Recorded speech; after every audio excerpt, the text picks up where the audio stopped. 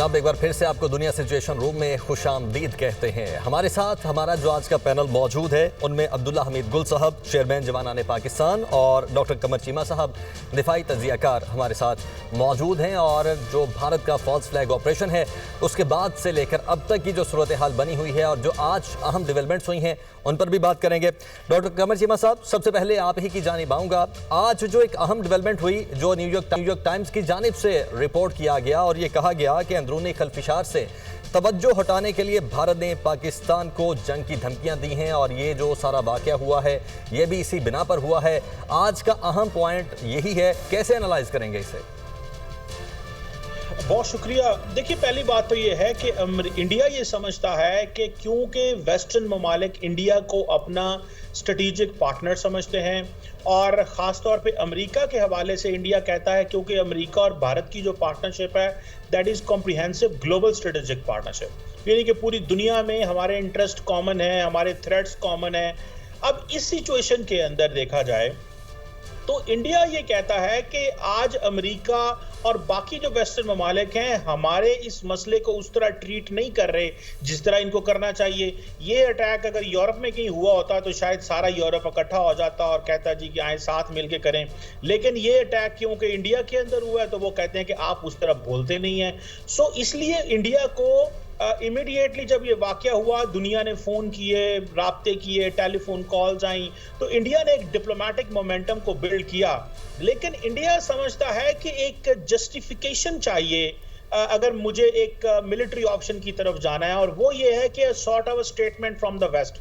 मैं मिसाल देता हूँ 2019 की, जब अमेरिकी सदर ही पावर में थे और उस वक्त के secretary of state Mike Pompeo जो थे सेक्रेटरी ऑफ खारजा थे, तो इंडिया के अंदर जब पुलवामा का वाकया हुआ तो जो माइक पॉम्पियो थे उन्होंने एक स्टेटमेंट जारी की जो भारत के हक में गई, जिसको देखते हुए इंडिया ने मोमेंटम देखा, सिचुएशन देखी और पाकिस्तान पे स्ट्राइक की। इस दफा अगर आप देखें तो डोनाल्ड ट्रंप ने कहा जी कि कश्मीर इशू 1500 साल पुराना है। स्टेट डिपार्टमेंट की तरफ से स्टेटमेंट ये आई है कि जनाब हम कश्मीर इशू के करैक्टर या स्टेटस के ऊपर बात नहीं करेंगे। इट मींस कि ये दोनों मुल्कों का मसला है। उसकी एक वजह ये भी है कि इंडिया तमाम वेस्टर्न मुल्कों को ये कहता है कि ये हमारा बायलैटरल मसला है, आप इसमें इंटरवीन ना करें।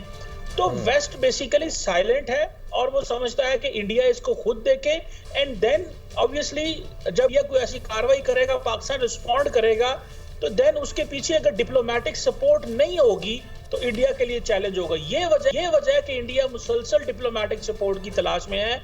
ऐसी डिप्लोमेटिक सपोर्ट मिले जिससे जस्टिफिकेशन मिले। डोमेस्टिकली तो उन्होंने मोमेंटम बिल्ड कर लिया, अवाम को भी बता दिया, सिचुएशन भी क्रिएट कर ली, एयरफोर्स की भी एक्सरसाइजेस चल रही हैं, नेवी भी अरेबियन सी में चल पड़ी, लेकिन जब तक वो डिप्लोमेटिक सपोर्ट वेस्ट से नहीं आती इंडिया के लिए मुश्किल रहेगा। जो कि अभी तक आई नहीं है। वैसे मैं वही कह रहा हूँ जी, मैं वही कह रहा हूँ। ये वजह है कि इंडिया जो है उसने अपनी ये किसी इस तरह की जो एक्टिविटी है वो या इस तरह की कार्रवाई में नहीं जा रहा। वो वेट कर रहे हैं कि हमें अमेरिका या बरतानिया या बाकी ममालिक क्या कहते हैं, फिर हम कुछ करेंगे, लेकिन वो सपोर्ट नहीं मिल रही।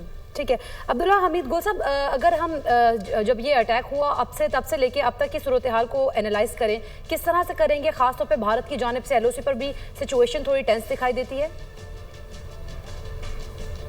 बिस्मिल्लाहिर्रहमानिर्रहीम, बहुत शुक्रिया आपका। देखिए, जहाँ तक ताल्लुक़ है पाकिस्तान का, तो पाकिस्तान एक इंतहाई ज़िम्मेदार न्यूक्लियर मुल्क है और साथ ही साथ हम ये भी देख रहे हैं कि इस टाइम पे दुनिया के अंदर पाकिस्तान की जो इज़्ज़त कदो मंजिलत जो है वो बढ़ रही है। बिलखसूस जब से हमने ये देखा कि पाकिस्तान की ज़रूरत अमेरिका को आन पड़ी है, क्योंकि वो चाहते हैं कि अपना असला जो कि अफ़गानिस्तान वो छोड़ गए, जो कि तकरीबन 7 से 10 बिलियन डॉलर के दरमियान है, और फिर ज़ाहिर है अमेरिकन जो पॉलिसी है वो बड़ी वाज़ेह है कि हम अपना असला इस खित्ते से निकालना चाहते हैं। तो इस टाइम पे जो डोनाल्ड ट्रंप साहब का जो बयान आना है वो बड़ा अहम है, क्योंकि हाथी के पैर में सबका पैर, और हमें ये नज़र आ रहा है कि किस तरीके से जो दुनिया है वो मगरिब जो है वो ख़ास तौर पे वो देखता है डोनाल्ड ट्रंप साहब की आंख को। तो इस टाइम पे जो उनकी इंटेलिजेंस एजेंसीज़ हैं, जो जिसमें पाकिस्तानी ISI भी शामिल है, CIA है, MI6 है और दीगर दुनिया की इंटेलिजेंस एजेंसीज़ हैं, दुनिया उनकी रिपोर्टिंग के ऊपर बात कर रही होती है। तो जब CIA ने रिपोर्ट किया होगा डोनाल्ड ट्रंप साहब को, तो उन्होंने बड़ा एक कैलकुलेटेड किस्म का जो बयान है वो दे दिया और उसको बायलैटरलिज्म के ऊपर बात कर दी। अब भारत जो है वो इतना बुज़दिल मुल्क है कि वो कभी भी पाकिस्तान पे हमला नहीं कर सकता, इसमें कोई शक व शुबा नहीं है। अगर उसको ज़रा भी 1% भी यकीन हो तो आप यकीन माने कि वो 1 मिनट भी ताख़ीर नहीं करेगा हमला करने पे। लेकिन पाकिस्तान जो है उसकी जो पॉलिसी आई ख़ास तौर पे पहलगाम के वाक़े के बाद, जो उसने क्लियर बोला कि हम किसी भी सतह के ऊपर चले जाएंगे और हम आबी दहशतगर्दी को कबूल नहीं करेंगे बल्कि इसको एक्ट ऑफ वॉर तस्वर करेंगे। भारत अंदरूनी तौर पर खलफिशार का शिकार है, ख़ास तौर पे वक्फ तरमीमी बिल और अक़लियतों के मामले के ऊपर। जिस तरीके से आपने देखा कि सिटीज़नशिप अमेंडमेंट एक्ट आया और फिर ये जो आज जो इन्होंने काम किया वो बड़ा ही ख़तरनाक है। कश्मीरियों के लिए जो 2019 के बाद इनकी पॉलिसी थी उसके अंदर इन्होंने लोगों को कहा कि जी भारत के अंदर इनको रम किया जाए और भारत के अंदर इनको मौका दिया जाए। मुख्तलिफ़ यूनिवर्सिटीज़ के अंदर, मुख्तलिफ़ कॉलेजेस के अंदर लड़के लड़कियों को, कश्मीरियों को वहाँ मौक़े दिए गए, स्कॉलरशिप्स दी गई। लेकिन आज जो उनके साथ हो रहा है कि वो डंडे मारे जा रहे हैं, ज़दोकोब किया जा रहा है और उसके नतीजे के अंदर ये जो बच्चे बच्चियाँ जब वापस मकबूजा कश्मीर पहुंचेंगे तो आप मुझे बताएं क्या वो भारत माता की जो है वो जय जयकारी करेंगे या वो उसके ऊपर लानत भेजेंगे? तो ये हमें जो है सोचना बड़ा ज़रूरी है कि भारत के जो अंदरूनी जो उसकी हकूमती इश्यूज़ हैं, जिसको ख़ुद अभी आप देख लीजिए कि किस तरीके से बीजेपी हुकूमत को क्रिटिसिज्म का निशाना बनाया जा रहा है। 3 वज़ीर आला जो है वो रिकॉर्ड के ऊपर हैं कि जनाब ये एक बड़ा ही फेलियर है और साथ ही साथ जो है वो ये एक स्टेज ड्रामा है। उनके अंदर जो तवाना आवाज़ें हैं जो कि बैलेंस्ड अप्रोच रखते हैं, वो अरुंधति रॉय और दीगर वो बात कर रहे हैं कि जी इसके मुतल्लिक जो है कबल अज वक्त कहना कुछ भी गलत है, जबकि इंक्वायरी सामने नहीं आई। जो लाशें थीं जिसकी बताई गई कि वो इतनी लाशें हैं, वो लाशें तो अपनी वीडियो में बात कर रही हैं कि जी हमें लाश कहना मत, आप बंद कर दें क्योंकि हम तो जिंदा हैं।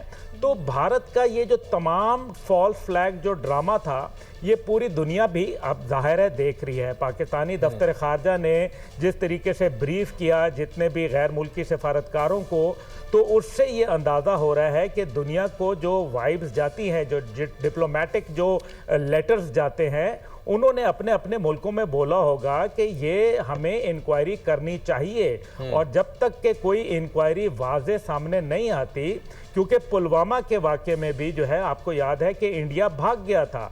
जॉइंट इंक्वायरी कहीं उड़ी की हो, पठानकोट की हो, वो आपके समझौता एक्सप्रेस की हो, वो हमेशा भारत जो है वो वहाँ से भागता नज़र आया। इसी तरीके से आपने बॉम्बे हमले को भी देख लिया। अच्छा, फिर ये इजरायली फ़ौजियों का वहाँ आना, आपको याद है कि जब बॉम्बे हमला हुआ तो वहाँ ओबराय होटल के अंदर, ताज होटल के अंदर बाकायदा जो है वो इजरायली भी पहुँच गए, उनके कमांडोज पहुँचे हुए थे। और आज भी 17 कमांडोज जो हैं वो रिपोर्टेड हैं कि जी वो पहलगाम पहुँच गए हैं। अब इसमें एक बड़ी अहम बात है जो कहा गया कि गैर मुल्की, जी मैं अगर इजाज़त दे दें, मैं गैर मुल्की सफारत खाने जो थे जिनके लोगों को कहा गया कि जी एक इटालियन बाशिंदा था और एक इसराइली बाशिंदा था, अगर उनको वो इस पहलगाम हमले के अंदर वो मर गए हैं तो उनकी एम्बेसीज की जानिब से कोई बयानिया सामने क्यों नहीं आया? कोई लाशें वापस भिजवाने का उनके ममालिक के अंदर कोई हमने सीन क्यों नहीं देखा? इसका मतलब है कि ये दुनिया को समझ आ गई है कि भारत का जो ये नैरेटिव है ये एक झूठ के ऊपर मबनी है, इसके अंदर सच्चाई और हकीकत कोई नहीं है। और ये भारत जो अभी इस टाइम पे ये जो एक वॉर मॉन्गरिंग कर रहा है ये उसके मीडिया की वजह से है। आप देखें अडानी और इसी तरीके से अंबानी जिन्होंने तकरीबन 98% मीडिया खरीद लिया हुआ है और वो मोदी को सपोर्टिव रोल के अंदर है। हम सब जानते हैं कि मोदी की हुकूमत जो है वो कॉरपोरेट इंडिया की दान के अंदर आई है, कॉरपोरेट इंडिया ने पैसा दिया है उनको। और कॉरपोरेट इंडिया जो है अभी उसका हालिया आपने शाखसाना देख लिया कि किस तरीके से जब किसानों की मूवमेंट शुरू हुई तो कॉरपोरेट इंडिया बुनियादी तौर पे किसानों का गला काट रहा था। तो तो ये वो वजूहात हैं जिसकी बुनियाद के ऊपर नरेंद्र मोदी जो है वो एक मांगे तांगे की हुकूमत के ऊपर चल रहा है। जो 400 पार के नारे लगा रहा था उसको हुकूमत कोएलिशन के अंदर बनानी पड़ गई। आज कांग्रेस जो है वो उनसे सवाल पूछ रही है कि ये इतना बड़ा सिक्योरिटी फेलियर कैसे हो गया।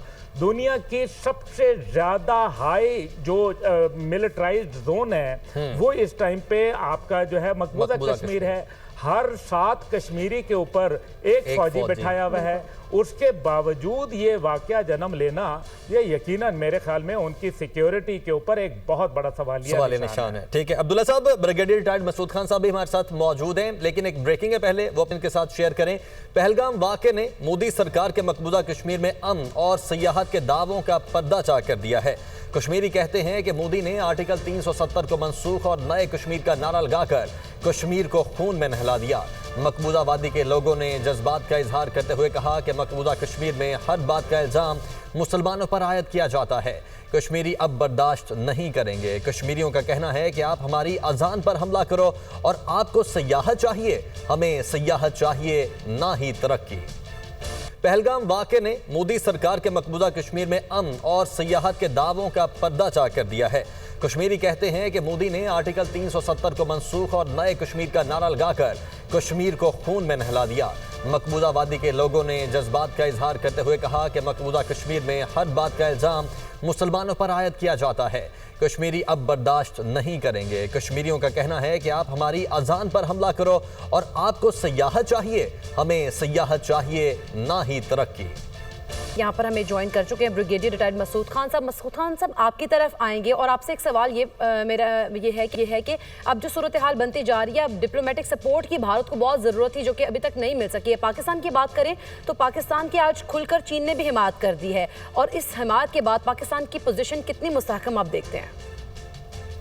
जी हाँ, बहुत शुक्रिया। मेरे ख्याल में देखिए जिस तरीके से हमारे फॉरेन ऑफिस वालों ने जिस तरह मूव किया है, मेरे ख्याल में बड़े राइट स्टेप्स लिए हैं। देखिए उन्होंने डिप्लोमेटिक जो यहाँ पे लोग हैं उनको ब्रीफ किया है एंड वी हैव सीन कि हमारे जो foreign minister and deputy prime is contacting जो जितने फॉरेन मिनिस्टर्स है इंपॉर्टेंट कंट्रीज कैसे उनके साथ इन कम्युनिकेशन है। फिर हमने सक्सेस देखी यूनाइटेड नेशन में जो रेजोल्यूशन वहाँ से या उनका जो ड्राफ्ट आया है उसमें भी जम्मू एंड कश्मीर की बात की गई है। और मोस्ट इम्पॉर्टेंटली देखिए जिस तरह चाइना की तरफ से एक्सपोर्ट आपकी तरफ आया है और उन्होंने वाज़ेह तौर पे कहा कि आपकी सोवरेनिटी और सिक्योरिटी पे पाकिस्तान के साथ खड़े हैं।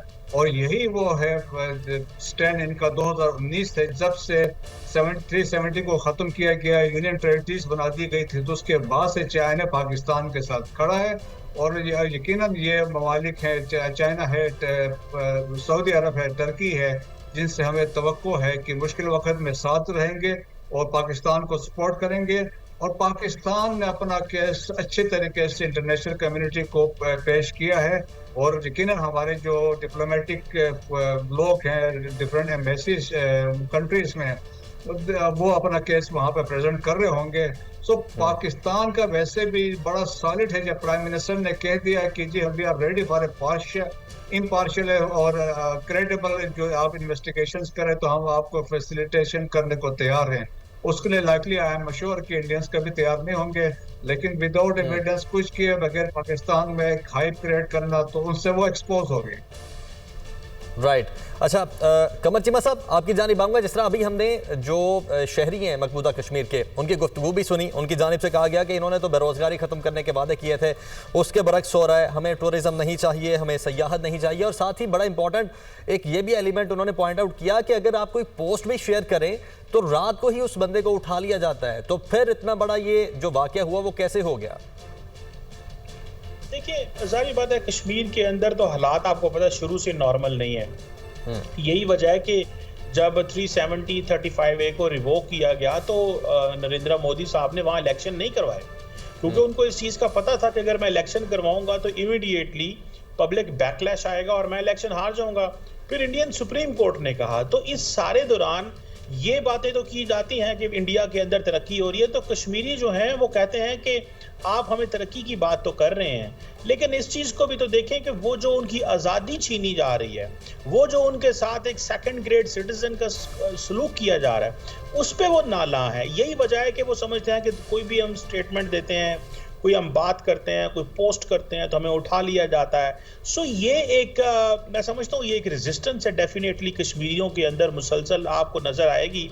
और अब ये यंग जनरेशन जो है ये आपको बोलती नज़र आती है, ये हर कीमत अदा करना चाहते हैं। वो कहते हैं जी हम आर्म्ड स्ट्रगल नहीं कर रहे, हम तो बोलना चाहते हैं, बोलने का तो हक दें। पूरे बाकी इंडिया के अंदर जो बोलता है उसको तो कुछ नहीं कहा जाता, लेकिन अगर कोई कश्मीर के अंदर बोलेगा तो उसको कुछ कहा जाएगा।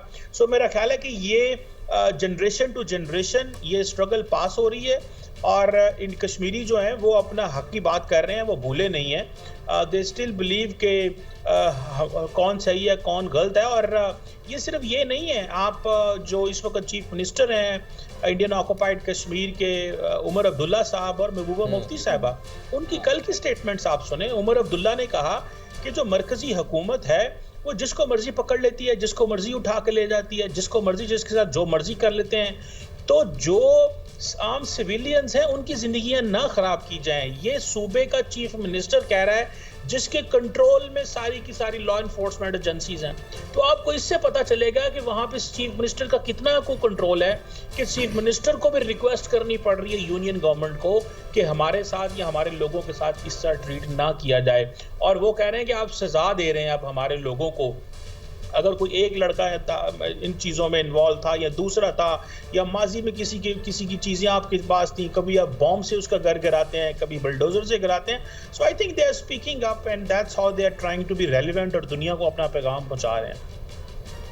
बिल्कुल ठीक है मसूद खान साहब, आपके जाने पाऊंगे क्योंकि मुसलसल पाकिस्तान की अगर हम बात करें तो पाकिस्तानी ना सिर्फ मीडिया बल्कि पाकिस्तानी गवर्नमेंट और ऑफिशियल्स जो हैं वो मुसलसल तहम्मुल का मुजाहरा कर रहे हैं, जबकि भारत की जानिब से मुसलसल ना सिर्फ उसकी गवर्नमेंट बल्कि मीडिया भी एग्रेशन के जो उनका है वो और उसके अलावा उनकी टेंशन भी चल रही है। आप समझते हैं कि अमेरिका ने जो बयान दिया है कि दोनों ममालिक तहम्मुल का मुजाहरा करें और फिर जिम्मेदाराना हल पर जोर दें, तो पाकिस्तान तो जिम्मेदाराना हल पे की जानिब जा रहा है लेकिन भारत जो है वो मजीद कशीदगी की जानिब बढ़ रहा है। आपको लगता है कि मिस एडवेंचर कोई हो सकता है भारत की जानिब से? जी हाँ, बिल्कुल लाइकली चांसेस है। जिस तरीके से चीज़ें डेवलप हो रही है, जिस तरीके से उन्होंने बाय डिज़ाइन एक किस्म की deliberately they created war hysteria, और जिस तरीके से उन्होंने पब्लिक ओपिनियन बनाया, देखें इंप्रेशन दिया, सिंबॉलिक भी हो। अपने जो विजिट पे सऊदी अरब गए थे ही कट शॉर्ट डेट विजिट वापस आ गए हैं। फॉर्मर चीफ से मुलाकातें हो रही हैं, फॉर्मर जनरल अफसर से मुलाकातें हो रही हैं, और फिर डिप्लोमेसी में they are trying to impress upon the European Union या बाकी कंट्रीज को कि पाकिस्तान की तरफ से ऐसा हुआ विदाउट गिविंग एनी एविडेंस। वो है तो, लेकिन ये है कि वाज़ेह है कि अब वो एक स्टेज पे आए हैं, उनको कुछ ना कुछ करना करेंगे जिसमें लाइकली चांसेस है द सो कॉल्ड ड्रामा इसमें वो रचा सकते हैं। सर्जिकल स्ट्राइक्स का 2016 में भी उन्होंने किया था, जबकि उसके कोई आज तक सबूत नहीं मिले। उस पर एक बहुत बड़े अच्छा एक इम्पोर्टेंट कमेंट लिखा था परवीन सानी ने। उन्होंने कहा कि ही मेट ए चाइनीज किसी फंक्शन में, तो उन्होंने चाइना वाले ने कहा कि जी कि Indians they can not carry out surgical strikes on China. तो कहता है मैं आई स्माइल्ड शीपिशली, और कहता है और मैं समझ गया था कि we never carried out surgical strike even against Pakistan in 2016। तो ये झूठ बोलते हैं, ड्रामे करते हैं, उस तरह का एक ड्रामा स्टेज करेंगे। LOC के पार अटरली फायरिंग वगैरह शेलिंग वगैरह हो सकती है, कोई रेड वगैरह हो सकता है। इन्वेस्टिंग आ रही हो में लेकिन fire missiles at selected places. लेकिन पाकिस्तान ने बड़ा वाजे किया है अपना। देखें इस इंसिडेंट से पहले भी उन्होंने कहा था कि हम क्या कर सकते हैं। नेशनल सिक्योरिटी कमेटी ने भी वाजे किया है कि हम कोई चीज़ से कंप्रोमाइज़ नहीं करेंगे। ये चीफ ऑफ आर्मी स्टाफ के जहन में क्लैरिटी है, और ख़ास तो जब इंडिया की बात आती है तो ये बिल्कुल और मज़ीद क्लैरिटी में है कि हम अपनी सॉवरेनिटी पे, टेरिटोरियल इंटीग्रिटी पे कोई इस पर कंप्रोमाइज नहीं करेंगे। We can go to any extent, और इंडिया अगर एक मिसाइल फायर करता है यहाँ से 10 मिसाइल फायर होंगे। और मैं ये कह सकता हूँ इनके इंडिया के मतलब हिंदी में उनके कल्पना में भी नहीं होगा उनके साथ क्या होगा। राइट अच्छा अब्दुल्ला हमीद गुल साहब, आपकी जानिब आऊँगा। जैसे कि अभी ब्रिगेडियर टाइड मसूद खान साहब बात कर रहे हैं, सलामती कमेटी की इन्होंने बात की।